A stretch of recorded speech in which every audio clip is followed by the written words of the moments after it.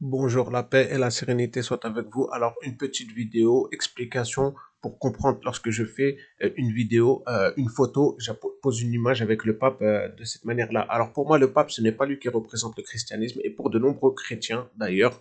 Donc, cette photo, elle est révélatrice de Babylone, je pense, et de nombreuses personnes confortent dans ces dires-là. Et de nombreux chrétiens, notamment comme Johann Nivernet, qui ne se présente pas comme un théologien chrétien, je suis d'accord, mais on va voir une chaîne chrétienne qui en parle, d'accord. Le Monde de demain, l'émission dont je partage souvent, qui donne de nombreuses sources bibliques, et le reportage, c'est l'identité de l'Antéchrist. Je partagerai le lien de ce reportage, et notamment, on a Monsieur Vladimirovitch Poutine, du pays des représentants des droits de l'homme aussi, historique et millénaire, comme l'Algérie, hein. Et en plus de ça, qui ont un Sahara, comme l'Algérie aussi, le Sahara de glace. Donc, des peuples similaires, très chaleureux, très valeureux, qui n'aiment pas les mensonges et qui aiment les gens justes. Voilà. Donc, j'avais partagé ce lien, il me semble. Mais bon, je vais essayer de lire complet pour cette fois. Pardonnez-moi. En expliquant vouloir éviter une désintégration de l'Afghanistan, le président russe est revenu sur l'échec de la stratégie mise en place par Washington, qu'il a comparé à celle des missionnaires à l'époque de la colonisation. D'accord. Donc, les massacres du musée de la torture Augustin, par laquelle a été imposée par la torture la Trinité païenne, etc. D'accord. euh,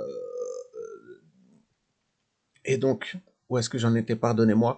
Interrogé au sujet du dossier explosif Interrogé au sujet explosif de l'Afghanistan lors de la session plénière du Forum économique de Vladivostok ce 3 septembre, M. Vladimirovitch Poutine a livré son analyse de l'échec de la stratégie américaine. Le président russe a par ailleurs abordé sa vision de l'avenir des relations avec les nouvelles autorités afghanes, alors que les talibans qui ont repris la main sur le pays doivent annoncer un gouvernement prochainement.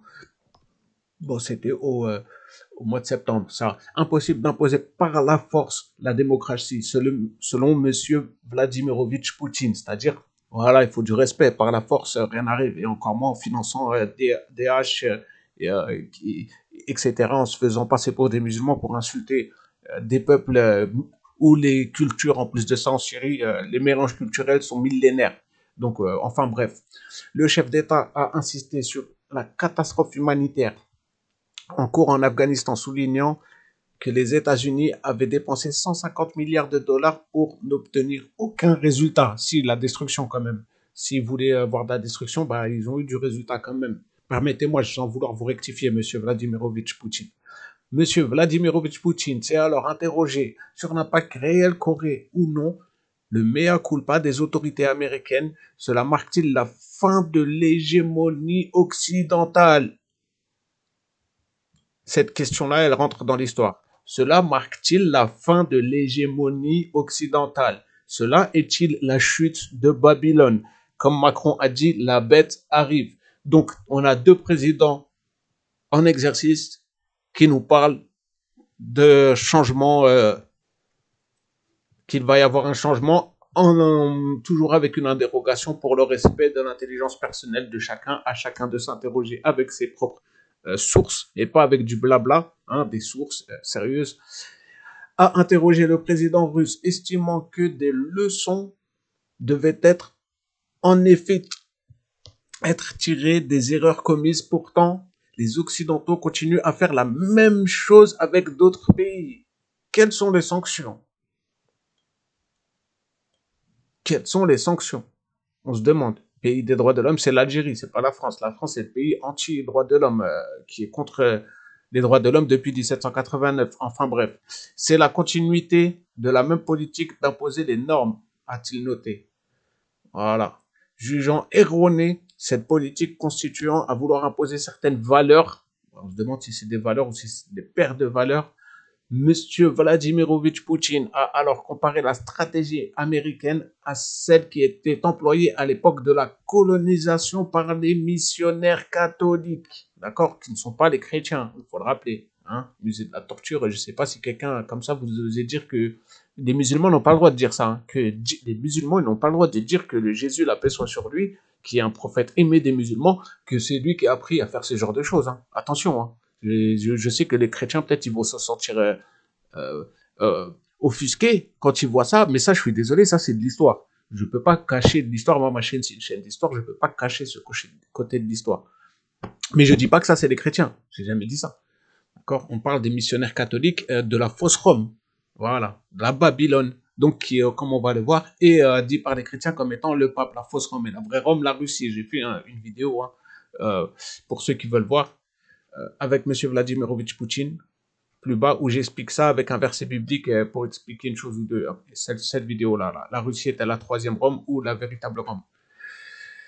Donc, soulignons que derrière les motifs de la civilisation se cachait en réalité le but de promouvoir le catholicisme.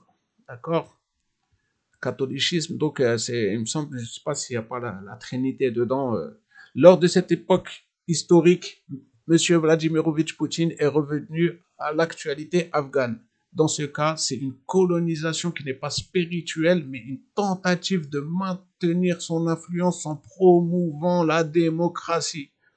Voilà, colonisation, puisque c'est des méthodes qui n'ont rien de croyant. Hein. Et quand tu finances des groupes pour tuer des gens, c'est voilà, tu n'as pas le droit de te dire déjà ce mot, puisque ce mot-là, à la base, ce mot-là, c'est un beau mot, mais ils l'ont changé eux, d'accord.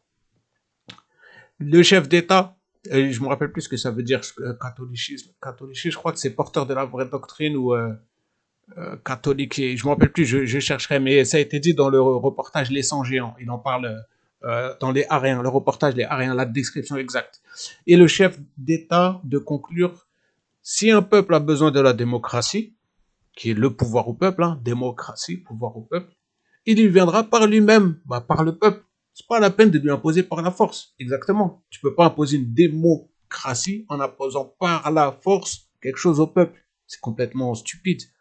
Déjà, mais bon, vu que lui, il est obligé de leur parler comme si c'était des grands enfants, à toute la communauté internationale et particulièrement la communauté, les Occidentaux, qui sont têtus et je ne parle même pas de nos voisins qui sont complètement menteurs, hein, à chaque mot qui sort de leur bouche, quasiment, presque.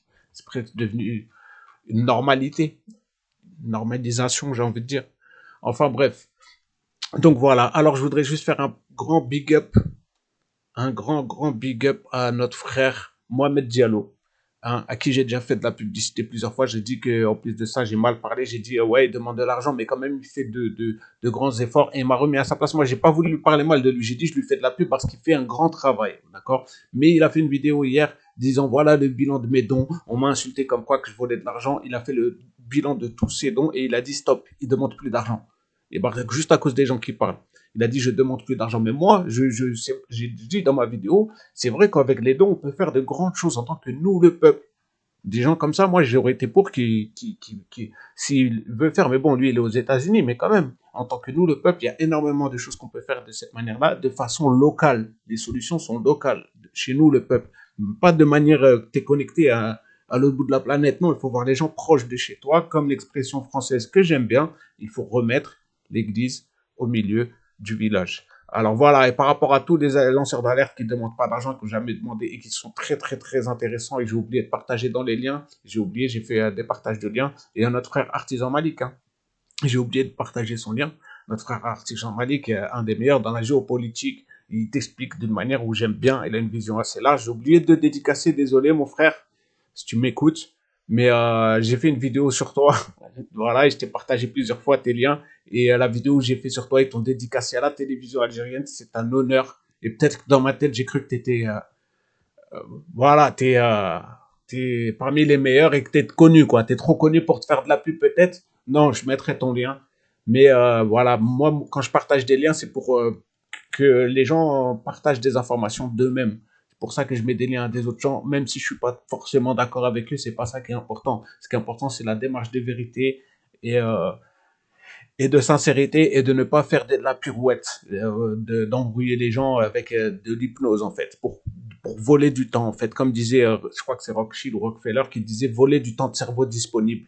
hein, puisque TF1 là est en train d'être acheté par M6 et l'ancien directeur de TF1, je crois, ou d'M6 ou l'inverse, disait que ils ont besoin de temps de cerveau disponible pour mettre du saltimbanquisme dedans. Donc voilà, il faut faire attention à ça. Et pour finir, je vais vous laisser avec le dernier reportage, le petit passage de la fin, hein, que je vous conseille. Il est très intéressant à voir ce reportage, même si je ne suis pas d'accord avec tout ce qui est dit, mais il y a des versets bibliques. Et des versets bibliques, tu peux vérifier. Bon, c'est vrai qu'il y a la Bible romaine et il y a d'autres Bibles. Il y a les Bibles originelles comme la Bible du roi James, entre guillemets. La Bible du roi James que Ahmed Dedat cite, lui, il se réfère souvent à la Bible du roi James, qui est avant la Bible anglo-saxonne où ils ont rajouté le mot engendré.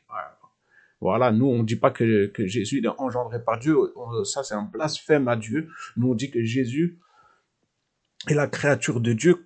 Il a été créé comme Adam, le père de l'humanité. Adam, le père de l'humanité, a été créé de terre et d'argile et Dieu lui a appris de sa science. Et quand il a insoufflé de son esprit en lui, il a dit aux anges et à Iblis, qui était parmi les anges, il a dit, qu'est-ce que c'est que ça? Et enseignez-moi sur ça. Il ne savait pas. Et il a demandé à Adam, enseigne-moi sur ça, et il savait. Il avait une science apprise directement de Dieu. La paix soit sur eux. La paix soit sur eux. Et cette science-là, Jésus, il avait cette science parce qu'il a été créé de la même manière de terre et d'argile et insoufflé dans le ventre de la Vierge Marie. Et dans le Coran, c'est dit que Jésus, c'est le Verbe de Dieu. Et c'est dit que aussi, il a le souffle de Dieu. C'est-à-dire qu'avec la permission de Dieu, il fait dans ses mains, il prend de la terre, il forme avec un oiseau, et il souffle dans ses mains et un oiseau prend vie. Il peut prendre vie. C'est parce qu'il y a le Saint-Esprit à côté de lui, c'est l'ange Gabriel, l'ange Djibril. La paix soit sur eux. Donc, voilà, les croyances, nous, on a un grand amour pour Jésus, pour Issa, la paix soit sur lui, alayhi salam. Donc, voilà, c'est pour remettre les choses à sa place. C'est pas un manque de respect que j'ai partagé cette vidéo, c'est en ayant les connaissances et avec le travail partagé précédemment. Hein. Avec les travaux partagés précédemment, notamment c'est important de le dire, désolé, je reviens sur mes anciennes chaînes, mais c'est sur cette chaîne-là, il y a quand même des informations importantes. Je suis bloqué, hein, j'ai été censuré, donc c'est pour ça que j'ai changé de chaîne. Et pour que ce travail-là ne soit pas censuré et qu'il reste. Et dès que je serai bloqué, je changerai de chaîne. Hein. On trouve des techniques avant que ce soit supprimé totalement. Comme ça ne fera que multiplier des chaînes au lieu de supprimer. Voilà. On va évoluer hein, dans nos méthodes de publication. Alors, pardonnez-moi, oui, dans ce reportage, La marque de la bête, il y a un passage très intéressant qui, je ne vais pas dire que je suis un Trumpisme, d'accord? Parce qu'il y en a qui ne vont pas comprendre ce qu'il a fait Trump, et j'ai partagé des vidéos sur ce qu'il a fait Trump pour bien comprendre sa politique, etc. Mais dans ce reportage, par exemple, ils disent bien que Trump, quand il est arrivé, par exemple, il a refusé de signer la loi du dimanche, qui est la marque de la bête. La loi du dimanche, c'est la marque de la bête. D'accord? Le Shabbat, ceux qui ne préservent pas le Shabbat, et il est venu au Vatican pour signer la marque de la bête, il a dit non, moi je ne signe pas ça. Parce que c'est la marque du Shabbat. Et ça, c'est sûrement un très grand signe. Moi, ça m'a fait... voilà, je me suis demandé, est-ce que c'est pas la lumière qui se lève à l'Occident? Surtout qu'il y a des vidéos que j'ai partagées, notamment le plan. Hein, j'ai partagé le lien dans une des vidéos. Peut-être qu'il est invisible par YouTube. Je ferai une vidéo sur ça, spéciale pour QAnon, etc. Et je vous laisse avec le reportage. Et voilà. Merci à vous. La paix et la sérénité soient avec vous.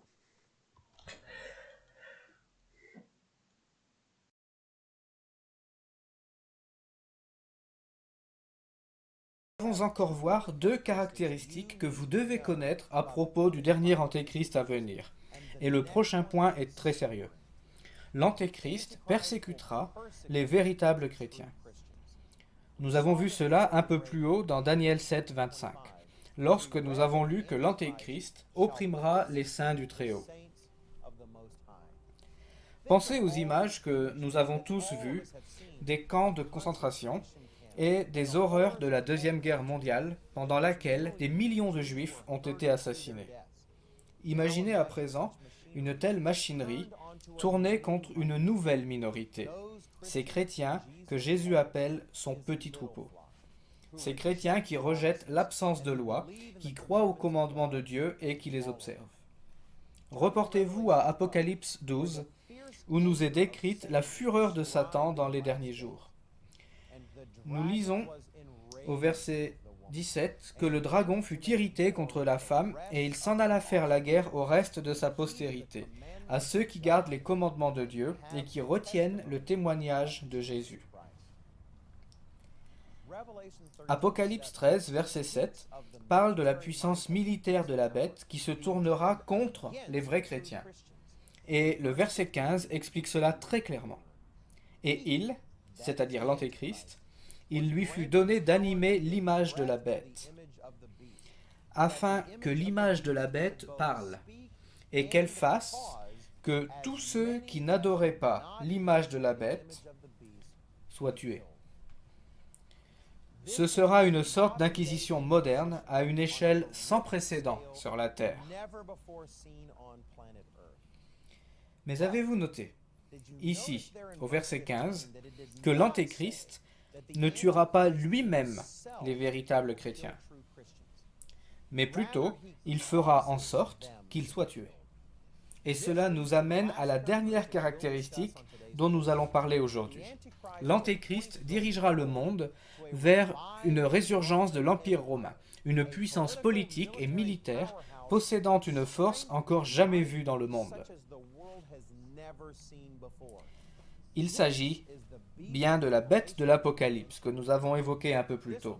Ce sera une alliance profane entre une église et un État. L'Antéchrist, c'est-à-dire le faux prophète, utilisera la puissance politique et militaire de la bête pour tuer les véritables chrétiens qui observent les commandements. De la même manière que la puissance de Rome fut utilisée jadis pour tuer Jésus-Christ. Souvenez-vous que la femme chevauche la bête. Bien que l'Antéchrist utilisera son influence religieuse, sa capacité à faire des miracles et sa grande fausse église pour aider à unifier la résurgence de l'Empire romain de la bête, il chevauchera aussi la puissance de la bête, en utilisant sa force militaire comme une arme contre ceux qui restent fidèles à leur appel, dans le vrai Jésus-Christ et dans l'observance des lois et l'observance des commandements de leur Père céleste. Bien que cette prophétie annonce que cet individu aura la voie libre pendant cette époque de terreur dans le monde, elle annonce aussi sa chute lors du retour de Jésus-Christ. En parlant de ce faux prophète à venir, l'apôtre Paul prophétisa dans 2 Thessaloniciens 2 et au verset 8. Et alors paraîtra l'impie, que le Seigneur Jésus détruira par le souffle de sa bouche, et qu'il écrasera par l'éclat de son avènement. Les apôtres Jean et Paul nous avertissent que la puissance de la fausse religion de l'Antéchrist est déjà à l'œuvre de nos jours.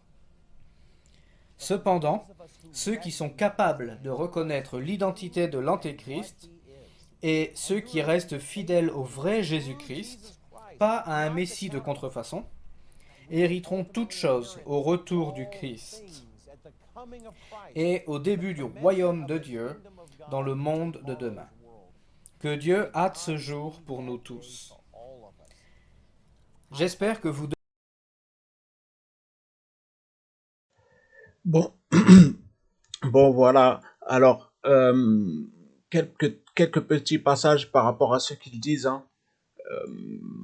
Alors voilà, Bible Ézéchiel 20, 12, 20, les filles de la prostituée sont les églises qui ne préservent pas le jour du Shabbat. Moi j'ai marqué donc le vendredi saint, jour de la crucifixion dans la Bible, c'est le vendredi saint au soir en fait. D'accord, jusqu'au samedi soir, jusqu'au samedi soir. Mais le Shabbat, ils ne vont pas prier. Ils ne vont pas prier. Donc, ça veut dire qu'ils préparent, puisque le Shabbat, en plus de ça, ils ne vont pas prier, ils sont enfermés chez eux, ils n'ont pas le droit de cuisiner. Donc, c'est tout le vendredi qu'on prépare la cuisine, à manger, etc. En plus, on va à l'église le vendredi saint. Et après le Shabbat, le vendredi soir, le Shabbat commence déjà. Mais c'est samedi Shabbat, mais ça commence le vendredi soir. Jean 1, chapitre 4 à 2. Reconnaissez à ceci l'Esprit de Dieu. Ça, c'est comment reconnaître l'Antéchrist. Reconnaissez à ceci l'Esprit de Dieu, vrai prophète. L'Esprit de Dieu, ça veut dire un vrai prophète. Tout esprit qui confesse Jésus-Christ venu en chair est de Dieu et un vrai prophète. Et tout esprit qui ne confesse pas Jésus-Christ n'est pas de Dieu. C'est celui de l'Antéchrist. D'accord? Donc le prophète Mohammed, paix sur lui, reconnaît Jésus-Christ venu en chair. Il y a même des versets du Coran de Jésus, la paix soit sur lui. Issa, le verset 3, El Imran, la famille du père de Marie, mère de Jésus, la paix soit sur elle, la paix sur leur famille. Donc, Matthieu, ça, qu'est-ce que c'est que ça? Ça, il y a de la lecture. Je vais vous mettre ça, il y a de nombreuses sources à faire, vous voyez, hein, il y a de nombreuses sources à faire. Et je vais vous mettre ça dans les commentaires pour ceux qui veulent faire des recherches techniques. Hein. Et je remercie un frère de la chaîne de Jésus Musulman qui m'a partagé ça. Je lui ai fait un copier-coller, je ne me rappelle plus c'est qui, s'il m'écoute. Merci beaucoup.